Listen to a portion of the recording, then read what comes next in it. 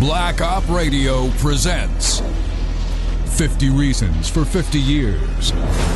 Why the Warren Commission may be the greatest fraud perpetrated on the American public. Now your host, Len Osanek. Even though the Warren Commission hedged some of its bets, such as acknowledging they never could assign a motive to their assassin, the conclusion of a single gunman being responsible for the president's death, and that there was absolutely no conspiracy has always been a hallmark of the commission's shoddy work. Indeed, ever since the Warren Commission handed in its final report, the American establishment has treated any dissent from this official position as a sign of disloyalty, unworthy, and as a mark of a conspiracy theorist. Never has honest political historical research been mentioned. But a little-known fact is, the first critic of the Warren Commission was on the Warren Commission itself. His critique, like so many other facts, have been covered up. Author Gerald McKnight tells the story of the first dissenter, Senator Richard Russell. This is Gerald McKnight, the author of Breach of Trust. Russell is the first dissenter of the Warren Commission report. And he was on the Warren Commission. Russell is not like these clowns we have in the Senate today. This guy was serious business.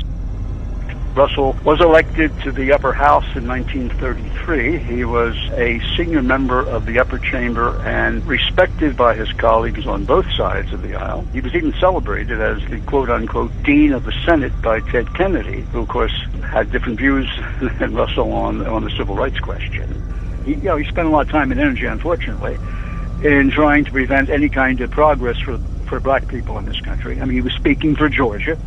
He's a segregationist in that sense. He was wrong.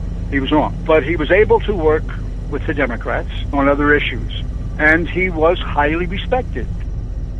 Russell was horse-collared by President Johnson to be a member of the Warren Commission. Russell protested, but Johnson had his way by telling Russell it would not take all of his time. And even more instrumental was LBJ's tactic of dangling in front of Russell the prospect that unless the American people were satisfied that Kennedy was the victim of a lone assassin, that right-wing elements in the nation might push this country into a confrontation with the Soviet Union with the prospect of 40 million dead Americans.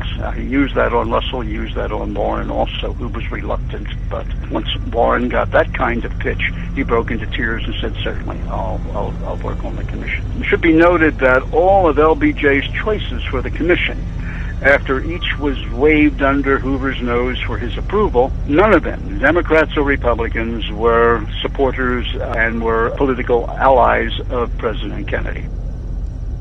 Russell spent most of the life of the Warren Commission absenting himself from the work and sometimes even skipping the executive sessions.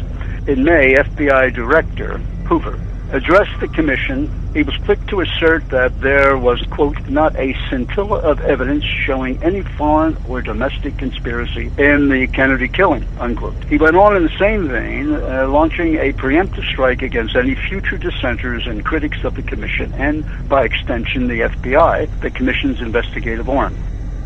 The irony here is that little did Hoover suspect that the first dissenter of the official story was Senator Richard Russell. Well, they were trying to prove that the same bullet that hit Kennedy first was the one that hit Connally. Went through him, through his hand, his bone, into his leg, and everything else. Just a lot of stuff there. I couldn't hear all the evidence and cross-examine all of them. But I did read the record, and well, what difference did it make which bullet got Connally? Well, it don't make much difference, but they said that they believe, that the commission believed that the same bullet that hit Kennedy hit Connally. Well, I don't believe it. I don't either. And so I couldn't sign it. And I said that Governor Connally testified directly to the contrary, and I'm not going to approve of that. So I finally made them say there was a difference in the commission in that. Part of them believed that wasn't so.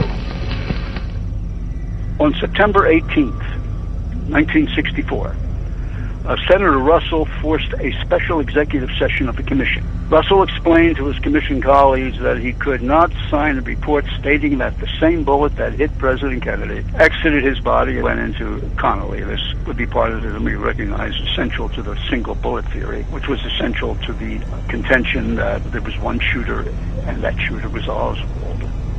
He had some reservations, and he wanted these in the record because he wanted his constituents at home who put him into office be respected in the terms that that's why they put him in office, to be a caretaker and to look after their interests. Kentucky's Republican Senator John S. Cooper was persuaded to join Russell in his dissent, and Louisiana's Hale Boggs was wavering and tilting toward also joining the dissenters and rejecting the single bullet explanation. It should be noted that Russell's rejection of the single bullet theory was part and parcel of his displeasure of the quality of the FBI investigation and the information it fed to the commission. After an exhausting morning search for some mutual solution to the impasse, John McCloy came up with language that both the majority and the Russell faction could reluctantly agree upon.